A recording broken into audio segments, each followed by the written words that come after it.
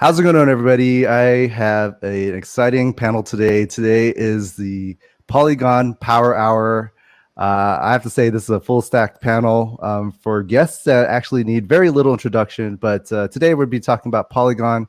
It's undeniable that Polygon has provided a great layer 2 blockchain that helped scales Ethereum and the Ethereum network and has attracted some big name investors. Obviously, the big shark here with the billionaire and entrepreneur Mark Cuban as well. And then also too, Aave just been explosive with a 21 billion TVL and growing, both with a ton of use cases in DeFi.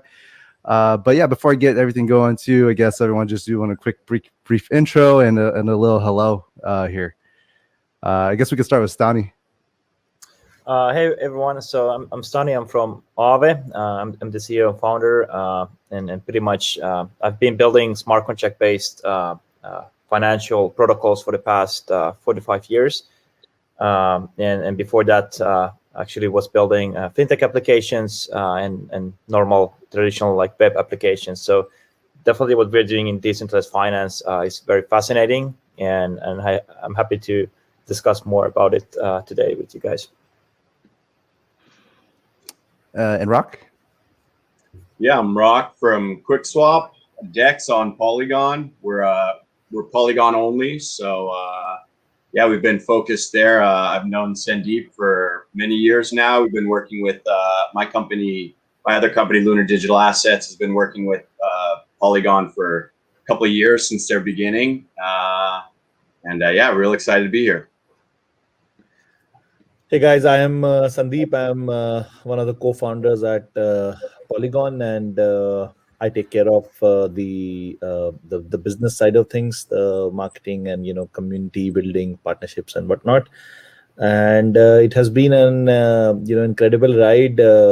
Since we launched our mainnet in the last June, like it kind of had a hockey stick kind of growth, like started slowly, but then at particular time, especially when Aave launched the DeFi side of things, kind of started what people call a DeFi summer 2, and then a lot of DeFi kind of Cambrian explosion happened. So yeah, very excited to talk about it all. Quickswap is also a very big player on that, so yeah, excited for this discussion. My name is Mark Cuban, and other than the obvious stuff, I'll give you some background. I mean, my very first company, Micro Solutions, was a systems integrator that specialized in distributed database applications on local and wide area networks, and I wrote most of the software. So, now moving into crypto, the fact that, it's all blockchain database driven, it's been an interesting adaptation for me, and I'm still learning, got a lot to learn, but I'm a user of Aave and Quickswap and an investor and user of Polygon. Awesome. Yeah, I think we just saw recently with the announcement a few weeks back too that Mark, you invested both in Polygon, but we also know you're like a fellow DeFi farmer as well too. I guess I'd love to hear how both you and Sandeep got connected. Were you using the Polygon platform before you invested, and kind of give us a little bit background on that too, and with Aave and Quickswap as well. Yeah, I mean, like a lot of people and everybody, and actually I don't even remember how Sandeep and I got connected because there's so much that's going on here over the past 6 months, 12 months. But like everybody, I was looking for alternatives and enhancements to Ethereum and just following everything that was happening in the industry. And I've talked to Stani in the past, just, Roc, obviously, just, trying to get a good sense of the intersection between the business world and the crypto world, because as much as crypto is a business, it really is its own little environment, and the traditional business side is kind of segregated from it, and traditional businesses and investing don't really see it. And so I was trying to find intersections, and that took me to Sandeep and Polygon and Aave, and then through a friend on an old TV show I did way back when, that connected me to Roc. And because I was an Aave user on Polygon and a Polygon investor, it was a natural extension for me to become active on Quickswap. Yeah, I was laughing when I was going off on a rant to Mark about all the Quickswap stats and what we're doing, and check out this growth, and here's how it works. And he said, "Oh yeah, no, I know Quickswap. I'm a user. I'm providing liquidity already." I was laughing. I was like, "Oh my god." Yeah, Cuban. You mentioned micro solutions. Like, yeah, a lot of people don't know. Cuban's this like charismatic basketball team owner and on Shark Tank, but a lot of people don't realize, Mark is a tech guy, through and through from his beginnings. And with, what micro solutions, you started in like what, the early or late 80s? We're not going to go how long ago it was, right? Before we're even thinking about tech. So yeah, we'll just say I'm old, but I'm young at heart. Yeah, So I think for me also, as well, yeah. For me also, it was a very similar experience. We had a very short call with Mark, and it was like mind blowing because and since then I've been trying to figure out what is the success or secret of this like deep understanding that he has. Like, he understands tech very well. He was like kind of telling us that how what are the problems that the platforms are going to have when they onboard the developers and whatnot, and very intricate details, right? You should have this tooling, that tooling. I was like, how do you know all this stuff? Because assuming that he already has this vast empire to look after, like I am running, being a part of this small company, like in a global standard. Nobody wants to hear about me. Right? Nobody wants to hear about me. I don't have any bandwidth to do, but he's like amazing.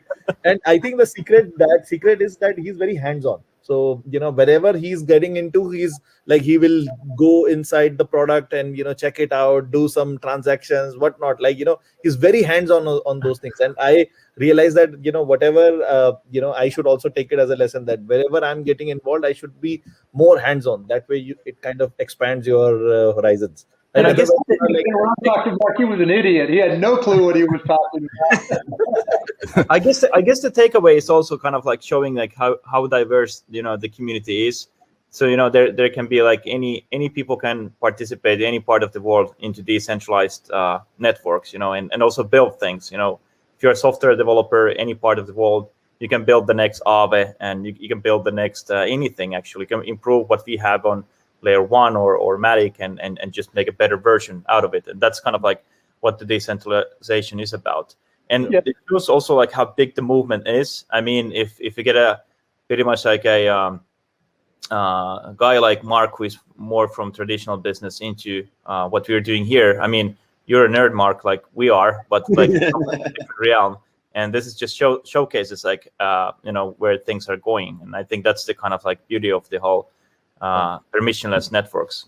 One thing that Steve Jobs said a long time ago, he said everything's a remix, and that's particularly true in crypto because it's brutally competitive. And like the early days of the internet, 1995, 1996, there was always a new website, always a new application. And then you got into the early days of apps on iPhones. There was always a new app, always a new idea for an app. Everybody thinking their next app is big. And crypto's the exact same way. Everything's a fork, everything's a remix, and there's something new popping up every single day, which on one hand is great because it keeps on moving the bar forward. On the other hand, it gets very confusing for a lot of people, and you have to know how to compete. And with everybody, Stani, Roc, Sandeep, the conversations I've had with them aren't so much, okay, here's how you get more people from the crypto universe, because they're getting the calls from the whales every day, right? They're trying to come up with better ways to connect them. And the conversations have always led to how do you get normies into the crypto world? How do you connect QuickBooks from a small business that may have $50,000 that they've saved up in the bank? And how do you get them to deposit it on Quickswap or Aave rather than just leaving it in the bank or in a savings account or buying a CD? And so we're getting to the point with crypto where regular businesses are starting to open their eyes to see, okay, should I yield farm or should I be a liquidity provider or, should I stake and try to earn more yield because that could help my normal off crypto business. And that to me is where the Grand Slam comes from. Because when you get, if you get all the barbershops in the world that, belong to the same association And when they get up to $10,000, in the bank, you've made them understand that taking that, 2,000 of it and depositing it in Aave, or converting it and doing some staking on Polygon, or putting it up for earning some yield on Quickswap. That's a game changer for them, because nobody is helping their business making 1/5 of 1% interest on their savings. But trying to cross that chasm is the challenge, and also the great opportunity. Yep. Yeah, and I think that there couldn't be a better time, right? I think with the inflation problems, we're showing now 5% CPI. If you go by their standards from, I think, the 80s, it's like 8%. If you go by their standards from like the 60s, it's 12% by the government's own old calculations. And a lot of us, Michael Saylor talks about it, and if you look at assets that matter, much higher. But everybody's aware of this situation, and that's kind of crypto, Bitcoin and crypto rocket fuel. You've got El Salvador, the entire country is trying to figure out what's going on now. And, for them, it's perfect. We're talking to some big players in some of these Central South American countries and others that, like Polygon is, with this panel is so important, because, a lot of these people in these countries, these developing nations, can't afford $10, $20, $100 gas fees. So Polygon really solves that with, last I checked, I think it was like 1/100 of a penny, to do a trade on Polygon on Quickswap. So, Uniswap might be a couple $1 million, I think, in a day of fees. And when we love Uniswap, they're amazing. They paved the way for us and everyone, really. But people can't afford that much gas to do a simple transaction. That's not what this is for. So Polygon's doing a good thing, helping get those transaction fees down. I think that's a large part of why the gas fees on Ethereum have lowered a lot, because Polygon and some others have kind of released the pressure a bit. And I think that's what's interesting to see is, for example, in Aave, we have more quantity of users in Polygon compared to the layer 1, which is in one way it's very amazing. But actually, the profiles of these users is even better when we look at that. The transactions and deposits are way more smaller than we have, for example, in the layer 1. Like in layer 1, because of the gas fees and everything, you tend to transact with larger amounts, because otherwise the transaction costs are eating the yield. And what we're seeing in the Polygon happening is that we see small transactions such as deposits of $50 and so forth.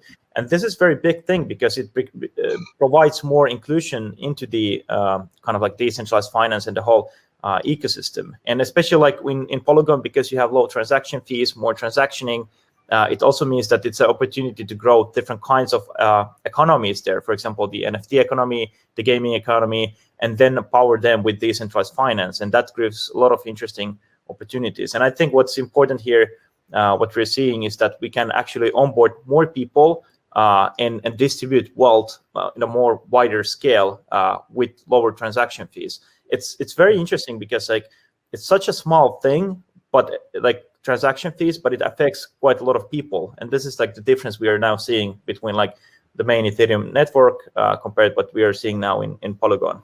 Yeah. And that changes the whole DAO. That changes the whole DAO concept as well, because to Stani's point, you can do it. You have to wait until your numbers grow or start with big numbers to work on Ethereum.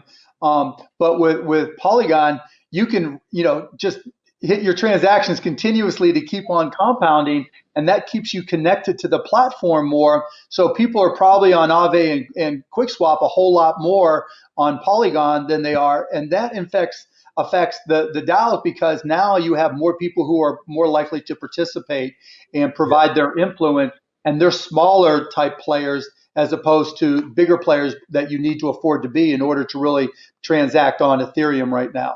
And that kind of changing dynamic, because if you look across the spectrum of crypto, the strongest element, and Dogecoin is a perfect example, the strongest element of any platform is its community.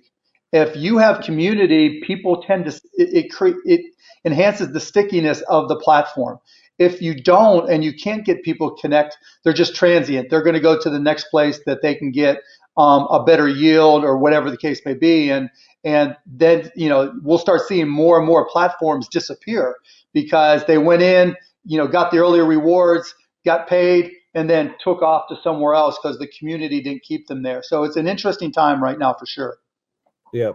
And I think with this lowered gas fees, also, I think the cycle, how it happens is that, let's say, on-chain users, I don't have the exact stats with me, but the on-chain users of cryptocurrency or Ethereum and smart contract platform would probably be, let's say, even 5% or 10% of the total number of people who are in crypto, but those people are actually on exchanges, right? On Coinbase and Binance and whatnot.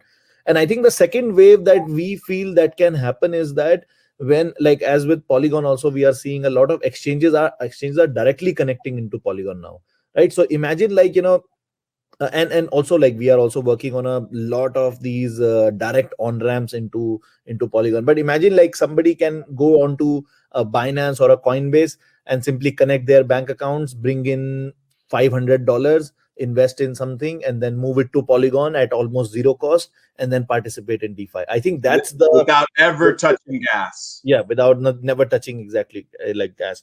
So I think that's the next frontier that we are also looking at, where more exchanges are connected, and so that we can onboard more users.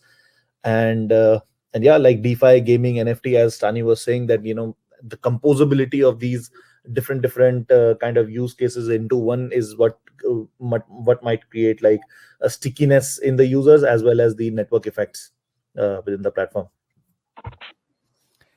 Yeah, definitely. I think that Roc brought up the point. There's kind of been like a perfect storm with inflation and what's been going on with the ever-growing printing of the US dollar and everything too. But I think another highlight point too is that just it brought everybody to Ethereum, congested the network, massive boom in NFTs, and then DeFi with DeFi Summer. And just looking by the numbers, at DeFi with the TVL just continuing exploding. It's definitely been undeniable on in terms of how much traction within just 1 year too, the TVL of DeFi just blowing up. We have to be careful with TVL. TVL is a really misleading number though, because you can definitely rev up your TVL and without it being 100% real. And so there's a lot of people trying to game that number, just like they game TPS, transactions per second, right? Because TPS is almost a meaningless number. That's just not the way blockchains work per se. It's just that, when Bitcoin and Ethereum were so low, it was an easy marker. And what happens is we're still in this mode where every proposal I get and every presentation I get compares itself to Ethereum, which is ridiculously stupid, right? Because you're not competing with Ethereum or Bitcoin. You're competing with all the other L1 and L2s that are out there trying to establish themselves. And you have, and I wrote this blog post at blogmaverick.com. We have to look at all these different platforms as real businesses, because Polygon's biggest challenge now, because they have so much momentum, isn't can they add more users? They can't, because they've become an open platform with lots of developers. And I'm not saying anything out of school, but their biggest challenge is, can they generate enough revenue, right, from all the transactions? Because if they're 1/1000th, what is it? 1/1000th of a penny, right? So you have to do 10,000 transactions for every one on Ethereum in terms of revenue. Now, I think they can get there and go and blow right past that. But for most L1 and L2s, that are trying to just compete on gas fees, they're not going to be able to hit those transaction numbers. And so you have to really start paying attention to what business all these exchanges and all the L1s and all the L2s truly are in, because a lot of them are not going to survive.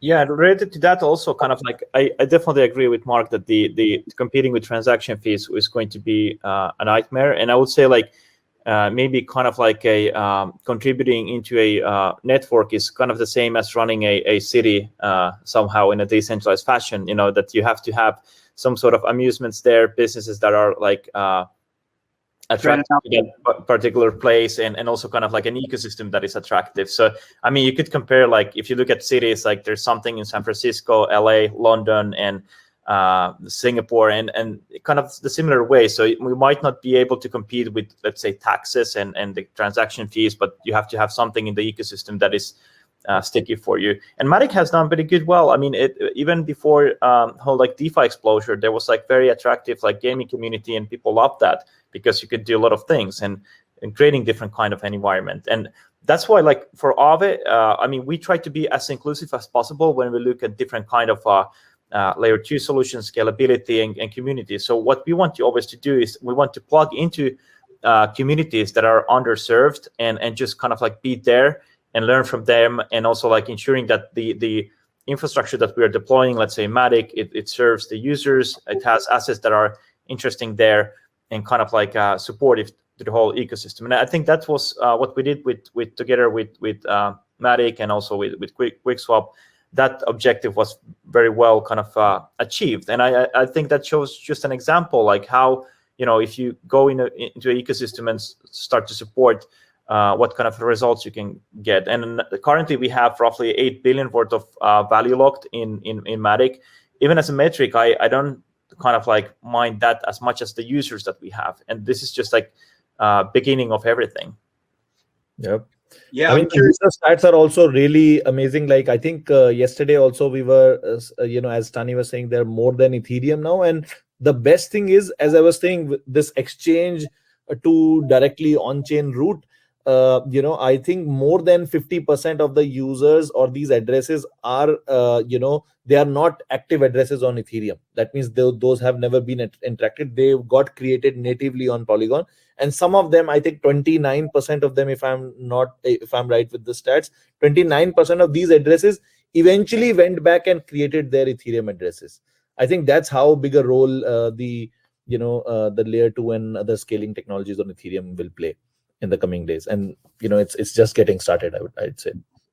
Yeah, the usage is nuts when you compare Polygon to layer 1 Ethereum. For Quickswap, we've got today like 26,000 daily active users, which I think is more than almost every layer 1 dApp on Ethereum combined minus Uniswap. I think it's more than every one of them combined, which is just, I mean, we're a layer 2 DEX. I mean, we're growing, but that's just crazy. Stani, I was curious, do you guys, what are your stats for layer 1 Ethereum versus layer 2 daily users, or any metrics that you can give us? I can't remember the exact metrics, but I think we have like roughly, I'm not quite sure, but roughly like let me I'm opening Stani, like that your info Versal.app. We'll be able to get the real stats right away. Oh, there is some issue with the app, it seems like. Okay. So one metric was for me that when the amount of users exceeds the Polygon in layer 1, and that happened like in roughly in a week and a half. So that was after that, it was like, okay, this is Yeah, there's no question there's an arbitrage going on, right? Yeah. So people can move money back and forth. It's expensive, but depending on scale, you can. And then as long as you can get everything you need on Polygon, you stop moving it back and forth, and that's what's happening. And on top of that, because it becomes more fun, because you can compound, whatever rewards you're making, you're compounding them continuously. Like Aave, the numbers are cranking all the time, but it's still, you can go and claim if you've got one Matic, you can afford to claim it because it makes sense to do it. And that brings you back multiple times a day. So the stickiness of a Matic platform or a platform built on Matic is going to be far greater than most anything on the other L1s. Yeah, and I think that brings like an interesting point too, with the gas fees just so low, and I think and fast as well. I think we are seeing kind of a new opportunity and new use cases for DeFi that we haven't seen otherwise in ETH that wasn't possible. I think, Mark, you highlighted the idea of just even auto compounding or compounding. Like to do that on ETH was impossible, especially when you're doing your different farms. But that also just increased the interest rate for whatever you are farming, which again, just continue. If we're already seeing ETH interest rates for different stable coins and other farms be higher, just adding auto compounding just clocks it up another notch as well too. But with everybody here too, I guess what are DeFi is still so new too. Like, I guess what are the opportunities now? I guess that you have saw with gas just being so low and kind of I'm pretty sure that opens up a new bridge for different ideas as well too. Stani, you I don't remember if it was you or one of your devs, maybe Emilio or someone I was talking to, was talking about some things that had been tried on layer 1 but didn't really catch or were just so hard to do because of the gas fees. So we're seeing already that Polygon's throughput, it changes behaviors. We see that someone told me a stat, I haven't seen the numbers, but they said that on Polygon people are 40 times more active than on Ethereum layer 1, which makes sense. I mean, instead of $20, $50 gas fees, it's hundreds of a penny or thousands of a penny or whatever.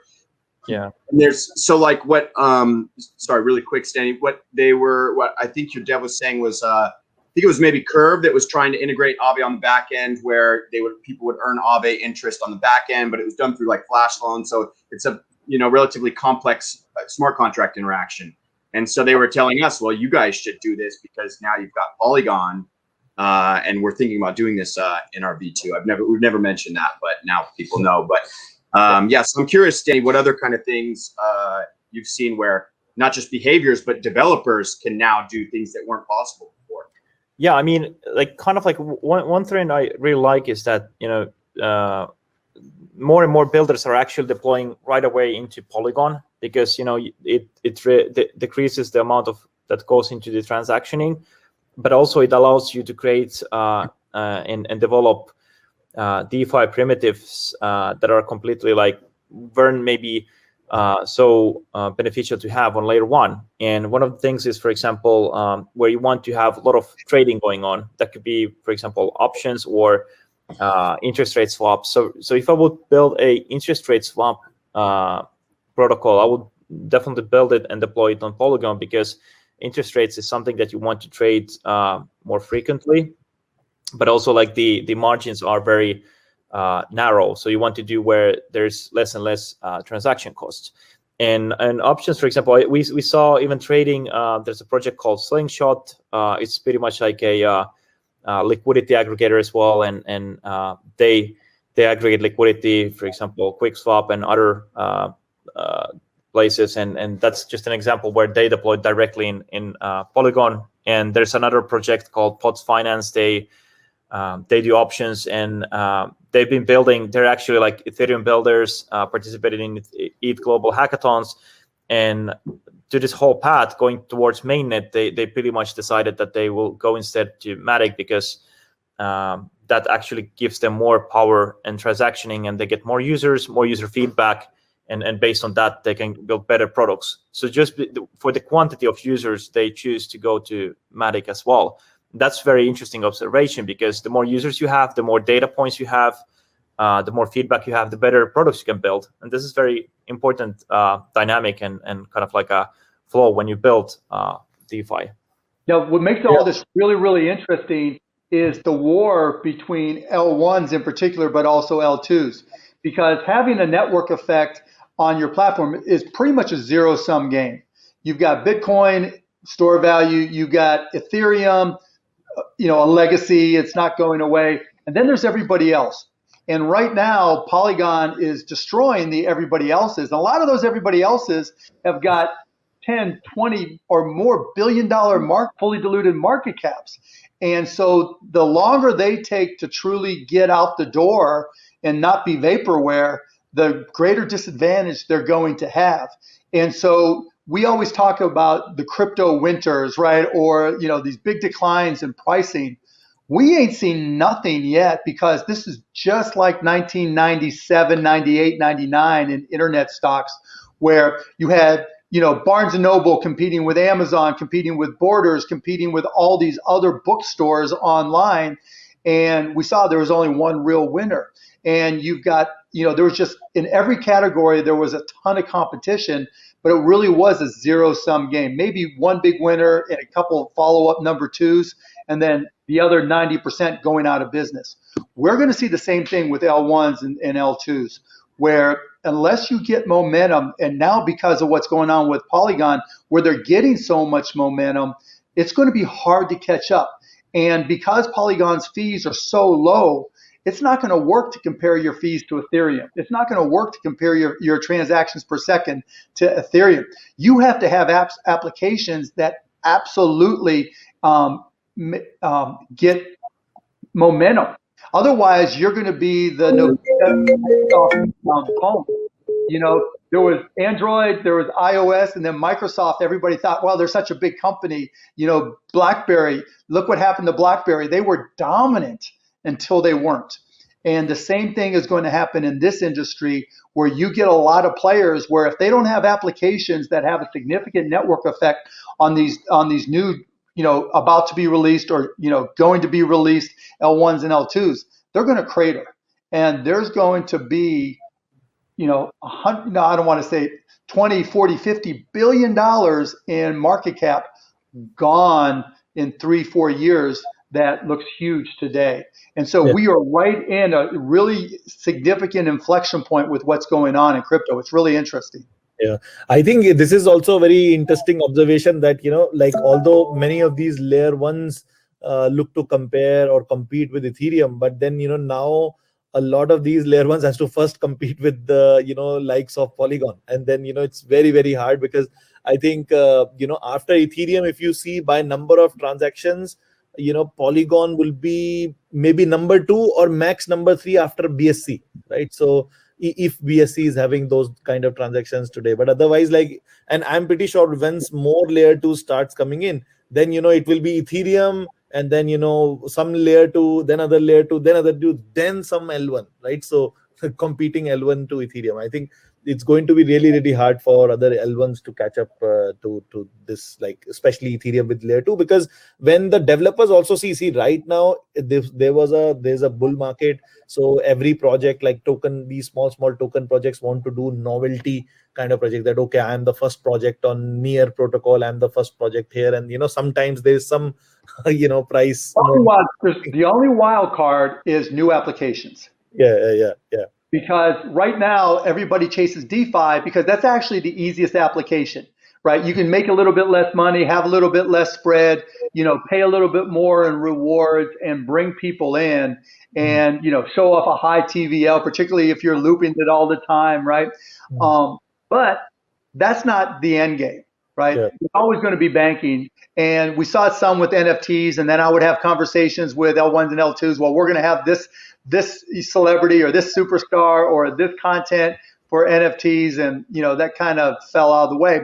But what smart contracts can do in terms of applications is unlimited. So there will be unique applications. And so the wild card in all of this is, will there be some application that makes you go, oh shit, that is amazing. I don't care what platform it's on, I'm going to use it. That's the wild card that we haven't seen yet. It's like when we started streaming in 95, 99% of people said, that's ridiculous. That's the dumbest shit I've ever seen. I'll just turn on a TV. And we were like, no, this is a game changer. You just don't know it yet. And it's the same thing that's going to happen on crypto. There will be applications because, like I wrote in my blog post, the nature of business with crypto businesses is completely different. It's not profits driven. You got to pay your bills, but it's not about profits to the owners, right? You don't have the overhead. If you start a business in the real world, you're paying for AWS or Azure, whatever. You're paying for buildings and room. I mean, the size of the business that you guys have, how many employees do you guys have, Sandeep? How many people that are contributing, I guess, is a better question. Yeah, I think it's around 70, 80 now. And, they include the upcoming things, right? They don't include the people who are working on the current network. Current network will be 20, maximum 20 people in the current network. All others are working on the upcoming things. And if you were doing the same type of applications, or Stani, if you were doing the same type of applications off-chain, right? How many people would you have to have? How much money would you have to raise? The amount would be so much bigger, you know? 50 at least. I mean, it will be like extensively more. And I guess like what's interesting here is that not just decentralized finance, but maybe like Web3 is kind of like a like a marketplace of algorithms and liquidity, and not just liquidity by let's say liquidity of let's say funds, but also liquidity in terms of like network effects and users. So if you can create a very good algorithm that works and is more efficient, you get more users, you get more liquidity, and it's kind of like constant innovation cycle that is going on. So competition, I always say that in decentralized finance, there is not much like competitive modes. What you could actually like have is that you have a good brand, and that brand is based on the community, and everything boils down to the community end of the day. Because like if you don't have a wide consensus of what you're building within the community, there's possibility that someone will fork it and create another network. So it keeps us constantly innovating and kind of like making better networks and products on top of these protocols. So definitely I agree, like the competition is a bit different in this space, and it's all about servicing communities. And what the thing about Polygon and also like what our success in Aave has been, and especially with the Polygon market, isn't actually an overnight success. It's just a years of development. And I still remember 2 years ago in East India in Bangalore when I met Sandeep, you guys had already vibrant community of gaming projects there. Already NFT community was there. So all of this kind of like communities has been built up, and it's just like a compounding cycle. And that's why we see like successful protocols now, but there's like years of work behind it. And most of the work is actually the community building work. Yeah. Yep. It's been a long journey. Like, people only see the last 6-8 months of this, like, hockey stick growth, but Roc also has been there. It's been, years of work before. And but one last thing I wanted to say with this L1 and L2 thing, right? I was saying that once this bull market is over and all these free kind of money is gone with that, people are doing these novelty projects on new chains, and then do a token and then make some money over there. Once that is over, and then the things come to fundamentals, then the developers are going to think that, okay, if I have the same level of scalability and everything on Ethereum, why do I even need any other layer one, right? So as Mark was also mentioning that, this is an Ethereum, since having Ethereum has such a large community, like it's like 99% of the entire, at times I feel all the blockchain developer community and the people who interact with smart contract applications, it's very, very hard for any other platform to kind of pick those network effects. So yeah, it's going to be very interesting next 1 or 2 years to see and see how it evolves over there.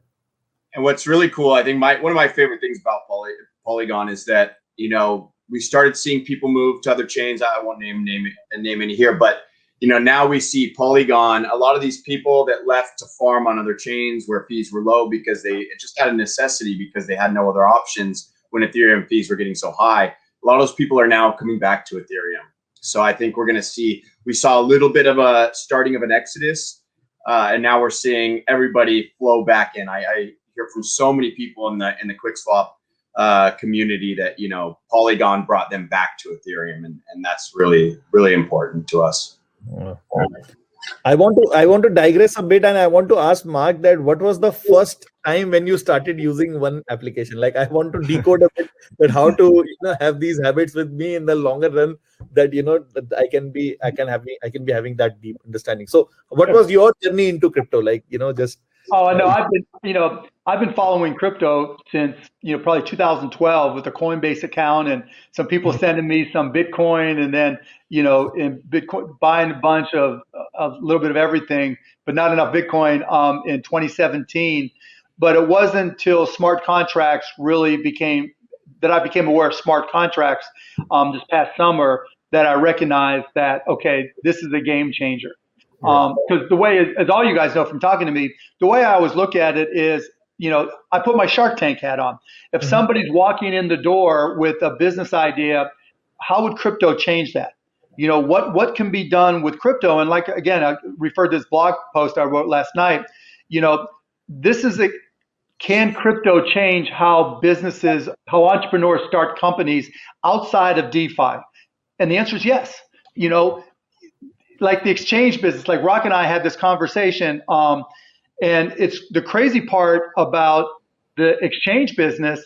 If you wanted to create it in the real world, off chain, right?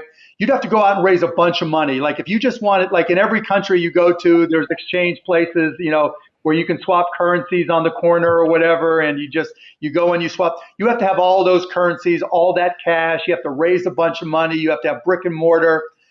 In the regulations alone. Yeah, and in the exchange business in crypto, liquidity providers provide all the money. You know, you don't have to put up all that cash, and then they help you hold on to it for your validators with staking.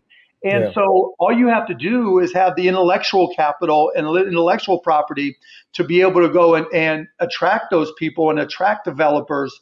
And the friction levels are so much lower. And so the whole concept of creating a business, you know, 2 years ago, let's say, or a year ago was, okay, here's my idea. Let me bootstrap it. And if it's good, let me go out and raise some money. And if I raise, you know, enough money, then I have to return capital to my shareholders, right? The founders, the entrepreneurs, and the people who invest. Those days, it's completely different on crypto. Just the idea, you know, every business I've ever started, every company that walks on the Shark Tank is, tell me about how you're going to get to be profitable. How are you going to make money and return it? That's not the thought process. You don't think about, you don't think, Stani and Sandeep, you know, Roc, you don't think about profits per se. Yeah, you think about the community and participation. And by definition, nobody can have more than half. So, you know, even though you, through delegation and tokenomics, people can have a lot of influence, right? But at the same time, everybody gets to participate no matter who.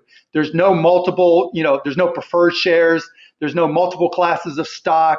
None of those games that VCs can play, preferences and all that nonsense, right? This truly is a community that can work from the bottom up.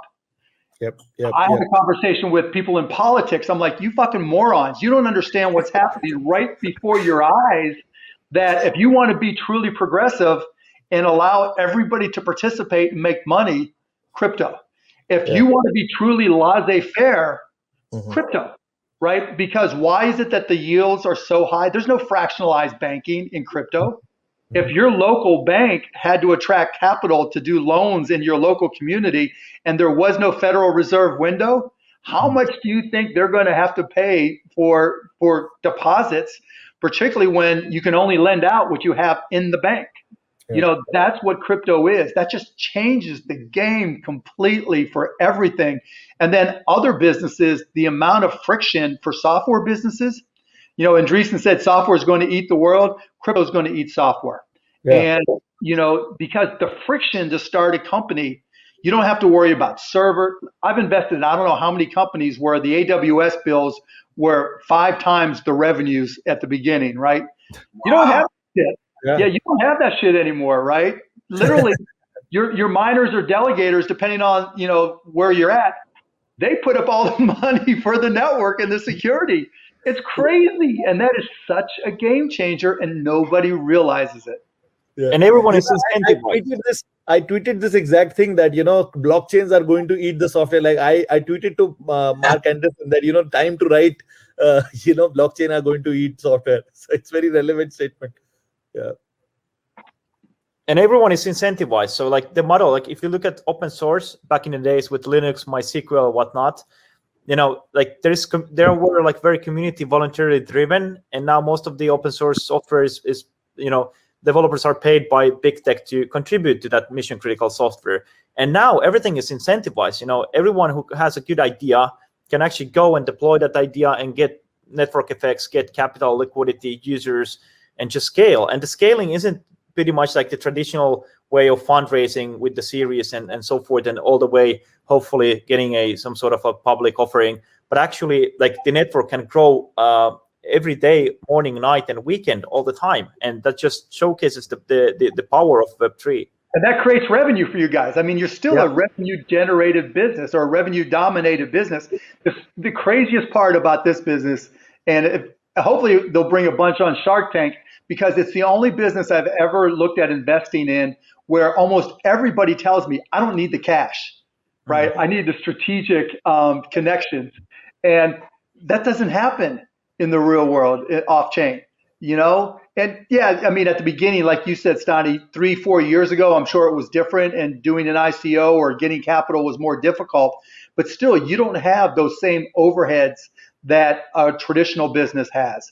And that is such a game changer. Once, you know, entrepreneurs off chain start realizing that, non-tech entrepreneurs, and start realizing the lack of friction to create.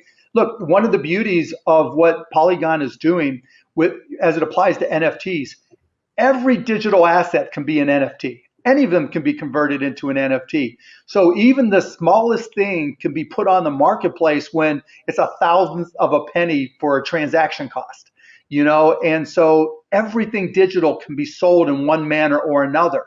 We haven't even started to see those applications yet, and we will.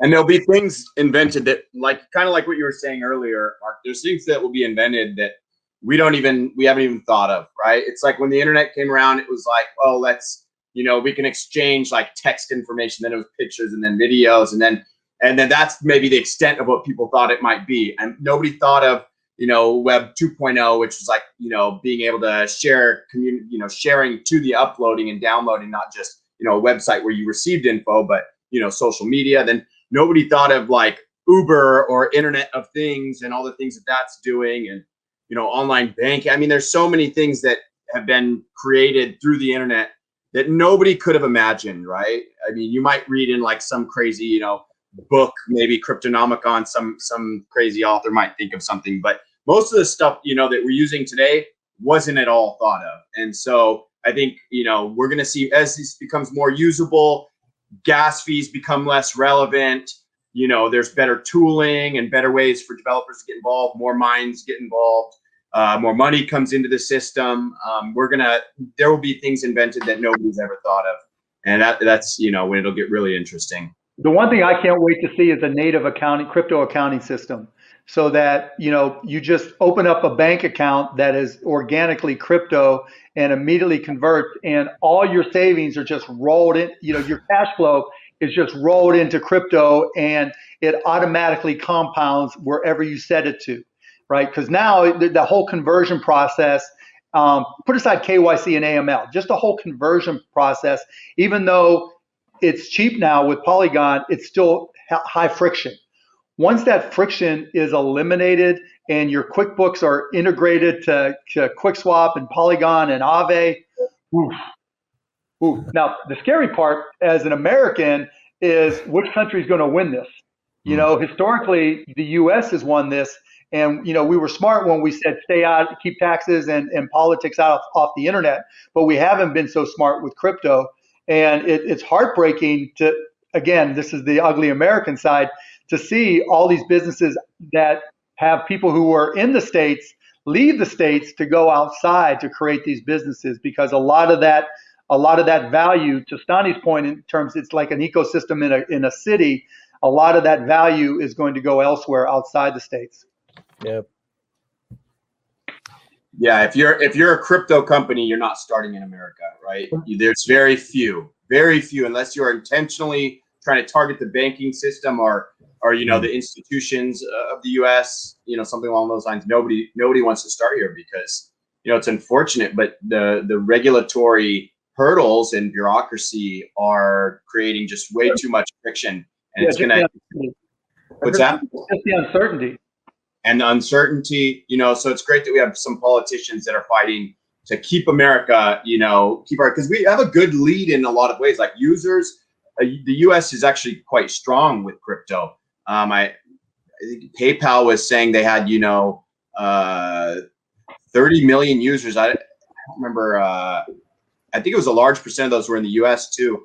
I mean, what is that? Close to 10% of our country. So there's a lot of people using it, but businesses don't want to start here, and that's, you know, where we create jobs. So we need politicians to recognize this and make America the place to be a crypto company. the thing is, I like the idea, but I also think that, like with Web3 and decentralization, countries don't matter anymore. So like all the borders will disappear, in the sense that, for example, these protocols will become at some point very self-sustainable. And as a protocol, what it means actually is that, let's say if you have a protocol like Aave or any other DeFi protocol that does substantial amount of the transactioning that is happening, let's say in banking globally, and is vacuuming that activity, what it means that these networks will be self-sustainable. I mean, at the moment, the Aave protocol collects reserve factor roughly 1 million per month in the current size of the market, which is very small compared to the traditional finance. And with this kind of phase, I could imagine that in the future, these protocols with their own treasuries or inflations, they can fund different kinds of businesses, initiatives, and they can become even big enough to fund countries or solve bigger problems, and in a community-owned fashion. So I guess like with the Web3 and decentralization, I think the idea of kind of like building something in a country might disappear, and what we will move in a kind of a phase where you belong to a community instead of maybe a country and so forth. It's a very kind of like visionary thinking, but end of the day, it leans towards being more inclusive on what we're doing and connecting people globally under the same kind of like community umbrella. Johnny, are you concerned about the filtering that goes on from like China? And do you see there ever being blockchains for mesh networks that are off the internet? Yeah, definitely. I think. I mean, there's kind of like a very big network that is. I mean, internet, like what we see in internet is just the tip of the iceberg. There's a lot of data that is unseen and kind of like internal networks. But I could imagine that there could be networks that are permissioned. But end of the day, nothing is so powerful than permissionless networks, whether it's blockchain, whether it's internet, where data, information flows and innovation thrives. It's just very difficult to compete. It's the same argument why a traditional finance cannot compete actually with decentralized finance, because here everyone can build, everyone can participate, and builders are actually incentivized to come up with innovation constantly. So the innovation cycles are so fast and rapid, what we have in decentralized finance. So it's very difficult to kind of create a parallel universal with let's say that is restricted or customized in a experience that serves, let's say, the traditional finance, where you have something very open that is constantly just innovating and thriving. It's more easier to actually try to figure out strategy on how to capture value of those networks, because those networks will become very big in the future. And as I said, that they can, even protocols can fund if I'm a sovereign nation, you know, like we saw China stop some Bitcoin miners, and it's not all that hard to find validators because they all want delegation, right? Because that's how they vote. So it's easy to find them. And you know, in ZKs and Optimistic, you've got various hardware levels that are required as well. So it wouldn't be hard to identify and block, you know, those nodes. And so do you not see that potentially as an issue, and why regulation becomes, you know, why we need smart regulation, and it becomes even more important? Yep, I want to come in from the infrastructure level. Like Mark, this is a very, very valid, you know, kind of observation, especially from the layer 2 perspectives, right? So which are not decentralized. So if you have one node which is, let's say, running as a for let's say an optimistic rollup or a ZK rollup, and then, you know, that node, not only it is subject to, like, you know, kind of blocking and whatnot, but it is also subject to, let's say, money transmitter licenses in US, right? So all those kind of regulatory things, because if it's a centralized software, it is going to have a lot of you know, regulatory implications to it. So you know, I surely feel that as these you know, rollups come into production, specifically, they will start seeing you know, some of these issues. But still now they are not in production, so theoretically, like, you know, things look really nice, but once they come out in production, and especially when all the data needs to go on Ethereum, if, let's say, Ethereum gets congested due to some, you know, kind of farming that started on Ethereum, then there's going to be pendency of those you know, data that I mean, when you start Sandeep coin and you send out 100 trillion of them to everybody and congest the internet to stop a roll up from writing. yeah. I mean, imagine something like Shiba, you know, happens. Like, you know, it will kind of push back the roll up for like days of data, because they will not be able to access the internet for quite long time, and then it will become kind of pending. So yeah, those kind of things are difficult, but yeah, like your question, Mark, is right, that on the DeFi applications, I think all of the bigger products like Aave, Uniswap, and all that, they are. I'm not talking about the infrastructure side, but on their web front side, I think even if somebody, let's say, bans Aave.com, let's say domain, right? Somebody else can put up a UI on the same smart contracts. So that's again very difficult to kind of censor or anything else. I mean, you can locally block these things. Like, I think back to your original question about China, China can locally block with their firewalls, or they could just, some of these tyrannical communist countries can block you in terms of just fear. They can tell you, look, maybe it'll be hard for us to find you. Like in China, people do use VPNs. I know people that use VPNs in China, but people are very scared because if you get caught using a VPN, I've heard different things, but I've heard people say it's up to like years in jail to use a VPN. So they could just, squash it with fear. But China's going to do that, right? It's unfortunate. But maybe if they keep blocking, their citizens from these kind of things, eventually, maybe their citizens will fight back a bit. When they were blocking them from Facebook or blocking them from YouTube, people said, well, all right, we'll use the Chinese version that the Communist Party tells us is okay. But, when you start blocking people from real opportunity, which is, crypto and, these self-sovereign banks and, applications and decentralized lending and all the amazing things happening in crypto, I imagine their citizens might actually fight back a bit more, Who knows? Like, yeah, maybe this also brings in a lot of different kind of things. But anyways, but not talking specifically to any particular country. Like fear is one thing, Roc. Like definitely something can be done on that front.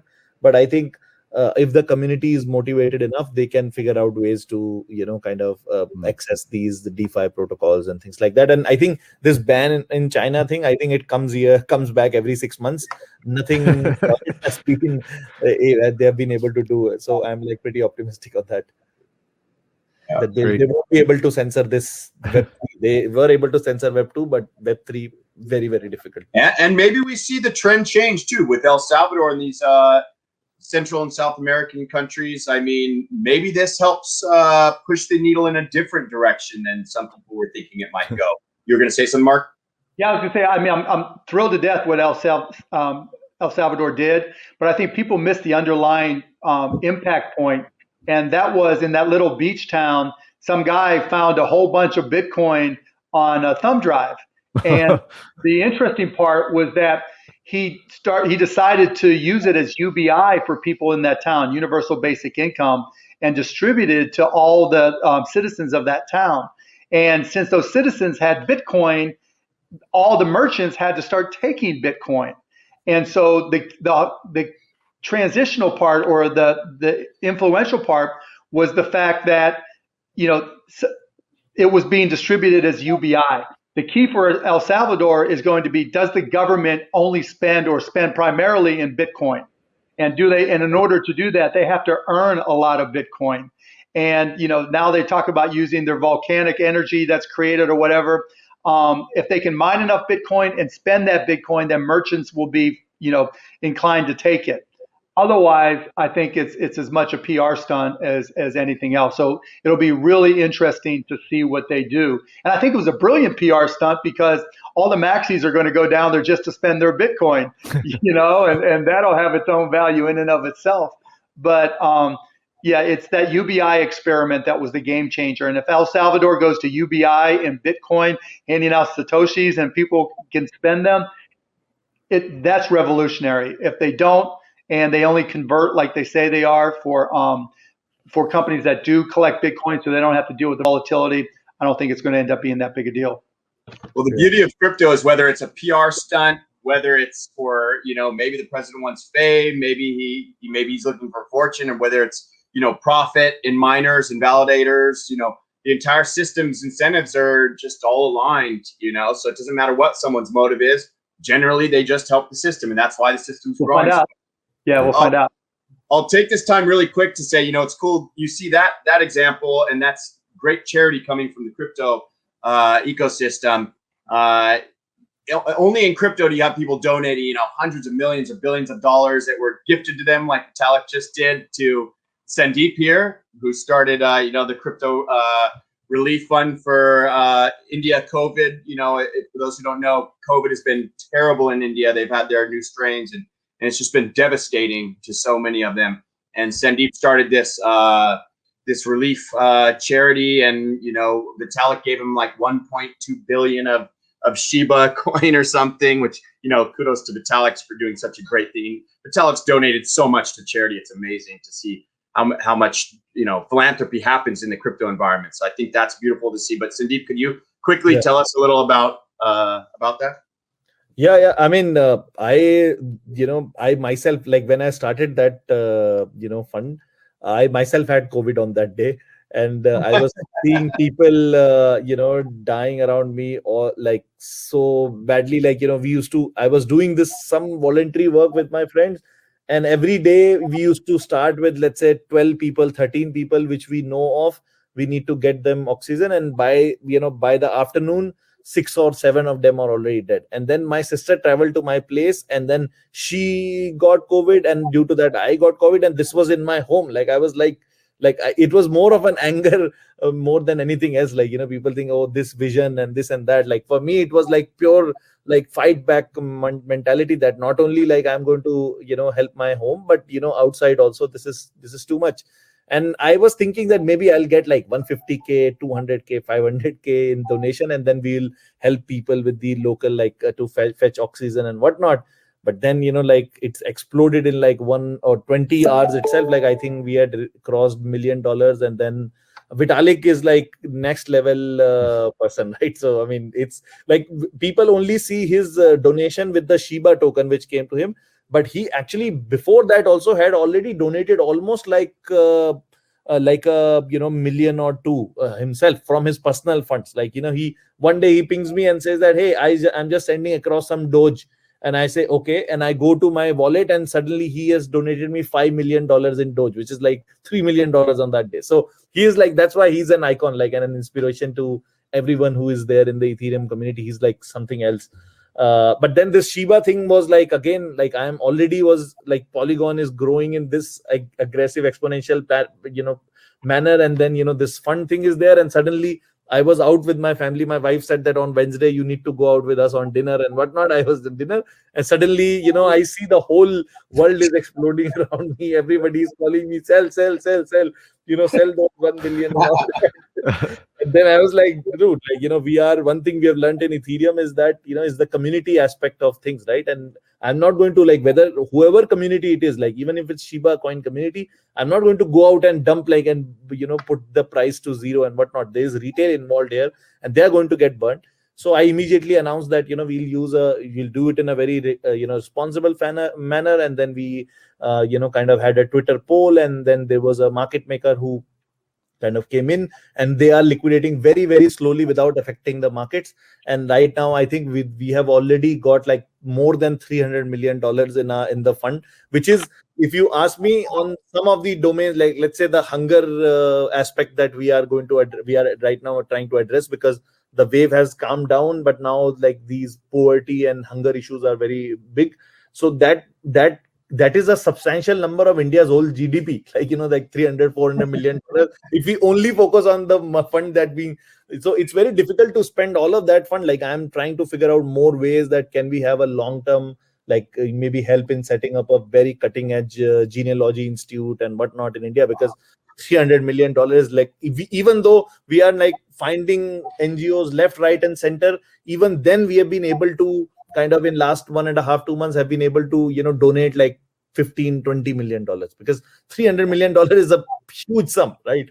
I mean, how do you kind of donate and still ensure the transparency and this thing is there? But yeah, it's a big opportunity. I mean, and big this thing for this volunteer community. Now this volunteer community has also become big, like more than 1,000 people, 12-13 volunteers are there, and it's going well. People are working very nicely on that. So Let's see how it goes and how we are able to help, especially when the third wave comes in.